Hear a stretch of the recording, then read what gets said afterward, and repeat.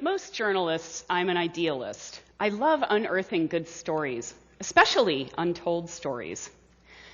I just didn't think that in 2011, women would still be in that category. I'm the president of the Journalism and Women Symposium. Jaws, that's Sharky. I joined 10 years ago because I wanted female role models, and I was frustrated by the lagging status of women in our profession and what that meant for our image in the media. We make up half the population of the world, but we're just 24% of the news subjects quoted in news stories. And we're just 20% of the experts quoted in stories. And now, with today's technology, it's possible to remove women from the picture completely. This is a picture of President Barack Obama and his advisors tracking the killing of Osama bin Laden. You can see Hillary Clinton on the right. Let's see how the photo ran in an Orthodox Jewish newspaper based in Brooklyn. Hillary's completely gone. The paper apologized but said it never runs photos of women. They might be sexually provocative. This is an extreme case, yes, but the fact is women are only 19% of the sources in stories on politics and only 20% in stories on the economy. The news continues to give us a picture where men outnumber women in nearly all occupational categories except two: students and homemakers. So we all get a very distorted picture of reality. The problem is, of course, there aren't enough women in newsrooms. They reported just 37% of stories in print, TV, and radio. Even in stories on gender-based violence, men get an overwhelming majority of print space and airtime. Case in point, this March, the New York Times ran a story by James McKinley about a gang rape of a young girl, 11 years old, in a small Texas town. McKinley writes that the community is wondering, quote, how could their boys have been drawn into this? Drawn into this like they were seduced into committing an act of violence. And the first person he quotes says, these boys will have to live with this the rest of their lives. You don't hear much about the 11-year-old victim, except that she wore clothes that were a little old for her, and she wore makeup. The Times was deluged with criticism. Initially, it defended itself and said, these aren't our views. This is what we found in our reporting. Now, here's a secret you probably know already. Your stories are constructed. As reporters, we research, we interview, we try to give a good picture of reality.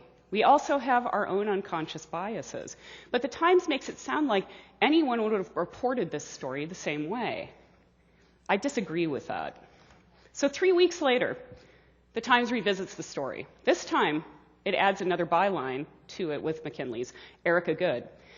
What emerges is a truly sad, horrific tale of a young girl and her family trapped in poverty. She was raped numerous times by many men. She had been a bright, easygoing girl. She was maturing quickly, physically, but her bed was still covered with stuffed animals. It's a very different picture. Perhaps the addition of Ms. Good is what made this story more complete. The Global Media Monitoring Project has found that stories by female reporters are more likely to challenge stereotypes than those by male reporters. At KUNM here in Albuquerque, Elaine Baumgartel did some graduate research on the coverage of violence against women. What she found was many of these stories tend to blame victims and devalue their lives. They tend to sensationalize, and they lack context. So for her graduate work, she did a 3-part series on the murder of 11 women found buried on Albuquerque's West Mesa. She tried to challenge those patterns and stereotypes in her work, and she tried to show the challenges that journalists face from external sources, their own internal biases, and cultural norms. And she worked with an editor at National Public Radio to try to get a story aired nationally. She's not sure that would have happened if the editor had not been a female. Stories in the news are more than twice as likely to present women as victims than men. And women are more likely to be defined by their body parts. Wired Magazine, November 2010. Yes, the issue was about breast tissue engineering. And I know you're all distracted, so I'll take that off. Eyes up here. So,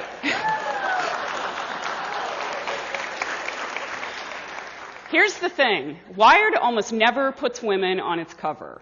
Oh, there have been some gimmicky ones. Pam from The Office, manga girls, a voluptuous model covered in synthetic diamonds.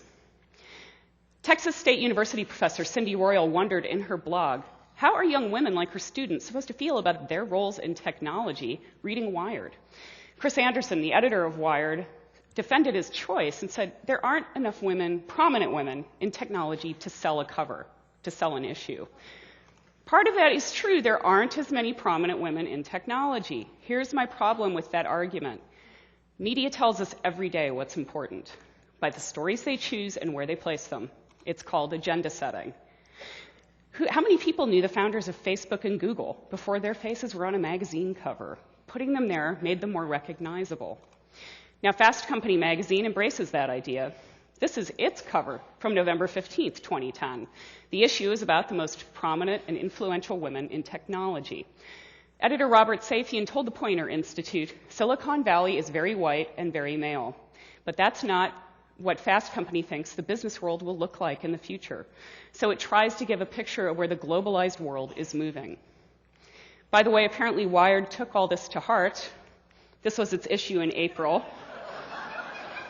That's Lemore Freed, the founder of Adafruit Industries, in the Rosie the Riveter pose.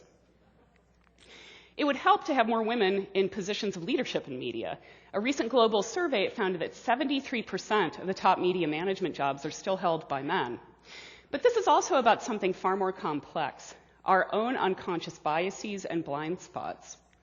Shankar Vedantam is the author of The Hidden Brain, How Our Unconscious Minds Elect Presidents, Control Markets, Wage Wars, and Save Our Lives. He told the former ombudsman at National Public Radio, who was doing a report on how women fare in NPR coverage, unconscious bias flows throughout most of our lives. It's really difficult to disentangle those strands. But he did have one suggestion. He used to work for two editors who said every story had to have at least one female source. He balked at first, but said he eventually followed the directive happily because his stories got better and his job got easier. Now, I don't know if one of the editors was a woman, but that can make the biggest difference. The Dallas Morning News won a Pulitzer Prize in 1994 for a series it did on women around the world.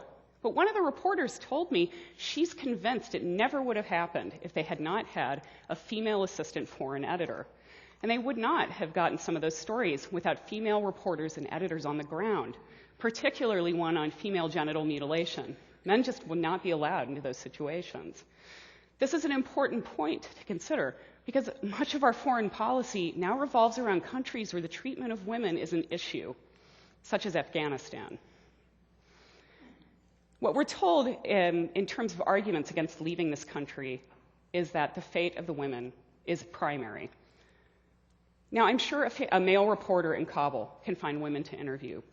Not so sure about rural, traditional areas where I'm guessing women can't talk to strange men. It's important to keep talking about this in light of Lara Logan. She was the CBS News correspondent who was brutally sexually assaulted in Egypt's Tahrir Square right after this photo was taken.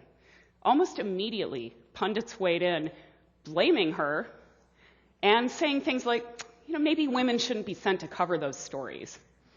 I never heard anyone say this about Anderson Cooper and his crew who were attacked covering the same story. One way to get more women into leadership is to have other women mentor them. One of my board members is an editor at a major global media company, but she never thought about this as a career path until she met female role models at Jaws. But this is not just a job for super journalists or my organization. You all have a stake in a strong, vibrant media. Analyze your news and speak up when there are gaps missing in coverage, like people at the New York Times did. Suggest female sources to reporters and editors. Remember, a complete picture of reality may depend upon it. And I'll leave you with a video clip that I first saw in 2007 when I was a student in London. It's for the Guardian newspaper. It's actually long before I ever thought about becoming a journalist, but I was very interested in how we learn to perceive our world. An event seen from one point of view gives one impression.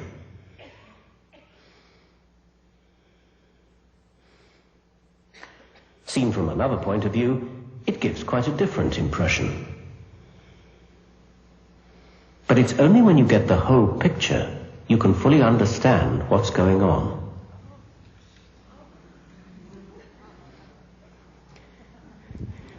I think you'll all agree that we'd be better off if we all had the whole picture.